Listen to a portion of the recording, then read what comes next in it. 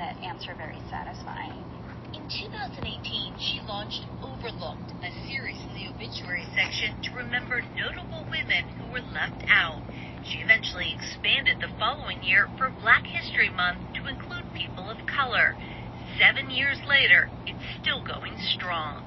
This month, she is publishing the obituaries for Mariah Stewart, the first Black woman to speak publicly about racial and gender equality in the 1830s, to Annie Easley. Annie Easley, for instance, is a scientist who worked for NASA. And Lena Richard. Lena Richard was the first Black person to host a cooking show. The first Black woman to host a cooking show in 1949 before she could eat at the lunch counter. That's correct. How was she overlooked? We ask this question all the time. The overwhelming response from readers compelled her to publish a book featuring 66 more stories of remarkable people, including Diane Patrick's grandfather, Sinclair Clark. How would you describe your grandfather? I never knew him, so I can only describe him as a rock star taxidermy tanner. A rock star taxidermist? Yes. Clark's work is on display at museums around the world, including the American Museum of Natural History in New York. What did it mean to you to see your grandfather's obituary printed? It meant that I had something that I could now show to some of the institutions that he worked in. Patrick discovered her paternal grandfather 2 years before he died. Even then, she didn't know that he worked on the iconic Hall of African Mammals in the museum. His methods became the standard for these dioramas in this museum and other museums. The gold standard around the world. Yes. It seemed to me he might have been kind of quiet about his own achievements, so I just think he didn't get the attention he deserved in his lifetime, which is part of the reason the Times may not have heard of him at the time that he died. Overlooked trailblazers finally receiving their due recognition. Meg Oliver, CBS News.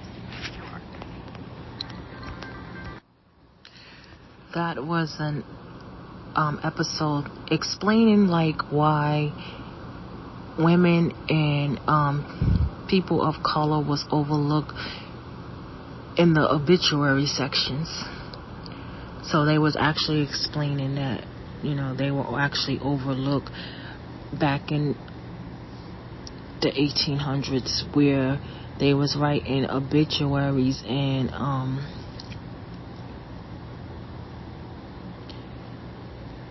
they was describing,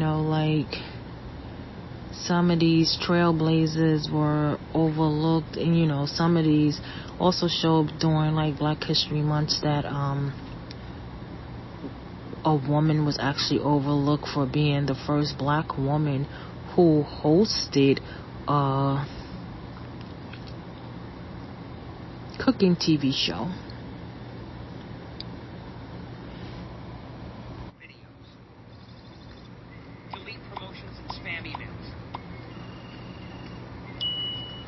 Available on the App Store. Download Cleanup for free.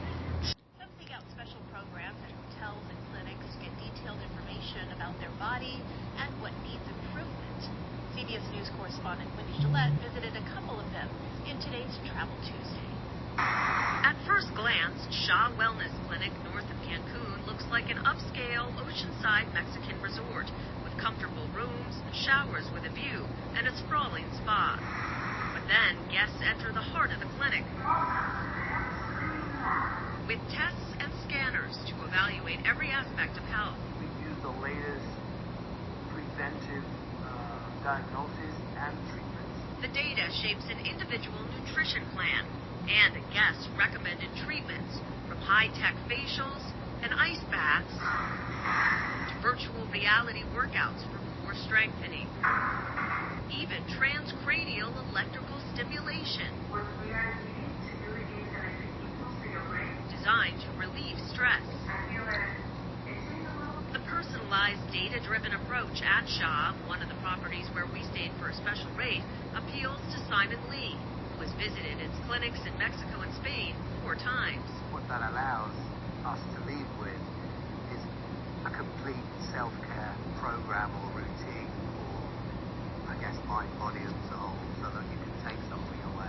Body analysis is also increasingly becoming a part part of wellness offerings at hotels, including here at Pan Pacific London, where a series of tests evaluate your fitness and nutrition. They include food allergy and intolerance testing, running in place and standing on one foot in front of a 3D camera, and donning this contraption to evaluate metabolic efficiency while increasing speed on a treadmill, a workout in itself.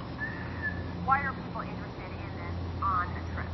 I believe that the need for data is really to be a longevity program. Participants leave with more than 35 pages of data, an incentive to make changes and then return to the hotel to check progress.